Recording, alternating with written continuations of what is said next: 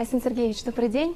Добрый день, Алиса. Спасибо, что в графике рабочих поездок нашли время для Ленского района. Я сразу предлагаю перейти к вопросам. И первый наверняка будет самым очевидным. Вчера вы должны были прибыть в Ленск, но из-за дождя у нас размыло взлетно-посадочную полосу, и визит пришлось перенести на сегодняшний день. Вот в связи с этим вопрос. Планируется ли реконструкция взлетно-посадочной полосы в Ленске? Знаете, этот вопрос совсем непростой. Почему? Потому что все аэропорты Якутии, кроме аэропорта города Якутска, они находятся в собственности федерального казенного предприятия «Аэропорты Севера». Мы буквально в пятницу рассматривали вопросы развития авиатранспортного комплекса нашей республики, деятельность наших авиакомпаний, деятельность аэропортов, и в том числе вот компания «Аэропорты Север». И здесь мы видим, что из 20 с лишним аэропортов сегодня 10 аэропортов уже имеют проекты реконструкции, уже полностью сформирована проектно-сметная документация, пройдена государственная экспертиза, они даже есть в некоторых программах там по финансированию, а у аэропорта Ленска, к сожалению, нет ни проектно-сметной документации, ну и тем более там государственной экспертизы. При этом мы понимаем, что это один из таких важных стратегических аэропортов нашей территории, и мы обязательно должны работать по его дальнейшему усилению, укреплению, бетонированию, в конце концов. Да? И с этой точки зрения я при последующих моих встречах с министром транспорта Российской Федерации Дитрихом, она у меня будет на следующей неделе, потом я надеюсь, что в августе он сможет к нам уже в Якутию прилететь, буду ставить вопрос также внеочередного, скажем так, финансирования реконструкции 4 аэропортов. Это аэропорты Нерюнгри, Мирного, Удачного и Ленск. Потому что все эти аэропорты для нас очень важны, очень нужны, в том числе и с точки зрения развития и промышленности, ну и с точки зрения того, что вокруг этих аэропортов достаточно у нас такие крупнонаселенные по нашим меркам населенные пункты находятся. Сегодня сразу после прибытия в район вы посетили несколько предприятий, даже успели поговорить с сотрудниками, некоторые из них, и сразу состоялось совещание по развитию Ленского района. Скажите, уже сейчас можно сделать какие-то перспективы и обозначить векторы развития нашего муниципалитета? Я вот на совещании по социально-экономическому развитию Ленского района об этом в конце сказал. Абсолютно очевидно, что Ленский район является наиболее перспективным и стратегически важным районом нашей республики с точки зрения развития крупной промышленности. На наших глазах вот буквально за последние пару, скажем так, 15, даже какая пара, 15 лет у нас здесь появилась нефтяная промышленность, сейчас начинает уже становиться и выходить уже будет со следующего года на огромные мощности газовая промышленность, которые на самом деле являются уже объектами даже не республиканского, а уже всероссийского международного масштаба. Что Талаканское месторождение, что Чаендинское. Далее мы, конечно же, должны понимать, что при этом должна развиваться и местная промышленность, в первую очередь, например, лесная промышленность, да, которая всегда имела здесь традиционно очень сильные позиции, которые последние десятилетия были утеряны, но надо их возвращать. Далее я сегодня обязательно, и здесь хочу повторить, мы должны развивать и малый бизнес. Вообще малый бизнес – это основа основ функционирования любого муниципалитета.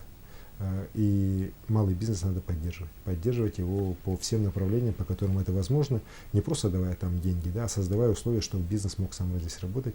Я здесь дал замечание и главе района, и главе города, что есть уже жалобы, например, со стороны строительных компаний, что на одного, что на другого, что вот не дают нормально, серьезно развиваться. А строительные компании, которые строят жилье здесь в условиях, например, Ленска, конечно, мы обязаны их поддерживать. Вот мы уже затронули тему недропользователей. Действительно, на территории нашего района очень много. Сургутнефтегаз, Транснефть, Роснефть, предприятия Газпрома. Но, к сожалению, взаимоотношения жителей района и предприятий недропользователей имеют несколько негативный вид. И как наладить эти взаимоотношения, и как вы видите вообще работу с недропользователями? Во-первых, мы должны их наладить на уровне нашей республики, взаимоотношения с нашими недропользователями, перейти от каких-то таких узких договоров социально-экономического развития, где там пара объектов строится и на этом все, уже к более системному, постоянному общению и постоянному контакту с нашими крупнейшими недропользователями. То есть мы не должны там от случая к случаю просто встречаться и узнавать, что они там собрались сделать, где что сделали. Вот как у нас недавно было по Газпрому, по проекту по сбросу канализации в Мухтуйку, так, но это же никакие ворота нельзя, так. При этом мы об этом узнали именно когда это уже вот вылилось, уже дошло до слушаний. Соответственно, здесь мы должны создать механизм на уровне республики взаимодействия с недропользователями, когда все их действия будут нам известны, когда мы будем вместе не воевать, а сотрудничать для общих целей социально-экономического развития наших территорий. И в этом случае я уверен, что многие вопросы, которые сегодня население ставит, могут быть решены гораздо более быстро и эффективно, в том числе и для самих компаний. Например, по тому же проезду по технологической дороге, по которой достаточно много всегда у нас вопросов, достаточно много таких критических высказываний. Да? Я, с одной стороны, понимаю, что по технологической трассе ездить как по городским улицам, конечно, никто никому никогда не позволит. У них отдельный регламент работы, отдельная вообще система функционирования. Но, с другой стороны, я понимаю, что выдача тех же разрешений, например, с 6-7 дней, как сегодня это происходит, да, до 1 дня запросто может быть сокращена при правильной логистике и правильном подходе к этому вопросу со стороны всех заинтересованных лиц. Просто мы как-то, по-моему, не слышим здесь друг друга. То есть компании говорят одно, власти одно, люди хотят третье, а в итоге получается, что все в конечном итоге виноваты, и между трех сосен мы здесь заблудились. И здесь, конечно, надо здесь более четко, более понятно решать. Еще раз говорю, руководствуясь тем, чтобы здесь не должно быть проигравших, а здесь все должны выиграть. И я уверен, что при правильной постановке вопроса со стороны и республики, и района, и населения этот вопрос можно решить. Кстати, один из важных объектов, которые ждут линчане, который был когда-то обещан «Газпромом», это спортивный комплекс. И республика уже готова даже принять участие в этом проекте. Но соглашение, к сожалению, до сих пор не подписано. Ждать ли линчанам этот важный социальный объект? Безусловно, этот объект появится. Причем он появится достаточно быстро. Мы буквально на прошлой неделе тоже проводили в правительстве республики переговоры заместитель председателя правительства, на уровне заместителя председателя правительства по вопросам строительства объектов по соглашению с «Газпромом». Определено, что по Ленску объект начнется уже финансироваться с этого года проектно-сметная документация. В общей сложности распределение будет следующее. 250 миллионов рублей вложит республика, 250 миллионов рублей вложит «Газпром», и 400 миллионов вложит Ленский район за счет дивидендов акционерной компании «Алроса», которую он получает. В этом году район сейчас будет оплачивать уже проектную сметную документацию. Работы здесь, я надеюсь, достаточно быстро будут сделаны. Строительство начнется в следующем году. И надеюсь, что к концу 2020 года или в начале 2021 года объект будет уже введен. Очень много жителей республики у нас за последнее время получили новое качественное жилье по программе переселения из ветхого и аварийного. В Ленске тоже. И, конечно же, всех волнует вопрос, есть ли дальнейшие перспективы у этой программы? Безусловно, расселение людей из аварийного жилья – это один из приоритетов власти. Это один из тех приоритетов, которые провозглашены президентом нашей страны Владимиром Владимировичем Путиным в 2012 году в его знаменитых майских указах и подтверждены еще раз в майском указе уже этого года за номером 204 о национальных приоритетах развития Российской Федерации. Другой вопрос, что программа 2019 года сейчас еще окончательно на федеральном уровне не сверстана. Есть понимание того, что она будет однозначно продолжена, но говорить о механизмах, на которых будет производиться расселение из аварийного жилья в новой программе, мы пока, к сожалению, не можем. Потому что, еще раз говорю, что решение на уровне правительства Российской Федерации еще не принято. Мы все ждем, что оно будет принято в октябре этого года. При этом, конечно же, и Ленск, и другие наши населенные пункты республики очень ждут продолжения этой программы. Я понимаю, что, еще раз говорю, аварийного жилья в наших городах не должно быть. И мы должны все сделать, чтобы в максимально короткие сроки его снести. Будем работать с федеральным правительством, чтобы соответствующее финансирование здесь было. Сейчас много говорится о перенастройке системы среднего образования.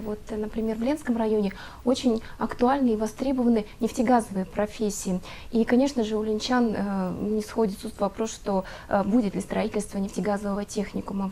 Вы как смотрите на перспективы развития данного образования в республике? Вообще, среднее профессиональное образование должно быть поднято на новый уровень. Но при этом мы понимаем, что у нас, к сожалению, среднее профессиональное техническое образование, оно готовит людей, исходя из подходов прошлого века. И, к сожалению, наши выпускники, они не конкурентоспособны, они не обладают теми компетенциями, которые необходимы для современных производств. Ну, вот тоже производство, например, нефтегазовое. Так, конечно, там сейчас в современных стройках, современных уже промыслах нефтегазовых, конечно, нужны совсем другие компетенции, нежели это было там еще лет 10-20 назад. И люди должны быть по-другому подготовлены, другой должен быть уровень. Так? И я считаю, что в этой части мы не только там здесь, в Ленском районе, да, но и в целом в республике должны, конечно, систему перенастроить, сделать ее более прикладной, и с тем, чтобы наши дети на самом деле получали образование достойное вот сегодняшнего, может быть, даже завтрашнего дня. Надо работать на опережение. И с этой точки зрения все проекты, которые вот как раз помогают таких ребят нам готовить на уровне среднего профессионального образования, будут нами поддерживаться, в том числе на территории Ленского района. Вы уже отметили Ленский район как важную точку на производственной карте. Вот можно коротко резюмировать все-таки, какие перспективы у нашего района, где основной вектор? Ну, если смотреть с точки зрения вообще в целом экономики, то, конечно, безусловно, вот нефтегазовое направление – это безусловный приоритет развития района на многие десятилетия вперед. И так как именно здесь будут коваться, скажем так, мощь экономики не только нашей республики, но и в целом нашей страны. Но вот этот локомотив должен потянуть за собой другие отрасли, о которых я уже говорил. Практически я считаю, что Ленский район, он уже сегодня по уровню средней заработной платы, например, он лидер в республике нашей. Но мы должны добиться того, чтобы вот за счет роста экономики дальнейшего сделать так, чтобы наши люди здесь жили в очень комфортных условиях, чтобы уровень качества жизни здесь был не хуже, чем в Якутске минимум, так, а желательно даже, чем в других российских городах, может даже лучше. Почему? Потому что на самом деле ленчане, как люди, которые двигают вперед вот всю экономику республики, они, конечно, должны быть достойны лучшего. И с этой точки зрения и условия вот комфортной городской среды в Ленске, в Пеледу и в Витиме, в других наших здесь малых селах в том числе, да, должны быть подняты на другой уровень. Об этом я сегодня тоже на совещании говорил, что не дело, когда руководители сел маленькие здесь жалуются на отсутствие, например, питьевой воды, на какие-то проблемы по котельным. Так, в богатейшем регионе нашей республики такого быть не должно. И я сделаю все, чтобы вот как раз мы в ближайшие годы Ленский район двинули вперед очень быстрыми темпами, именно для того, чтобы качество жизни здесь в том числе было гораздо лучше. Александр Сергеевич, спасибо за интервью. Спасибо. Спасибо.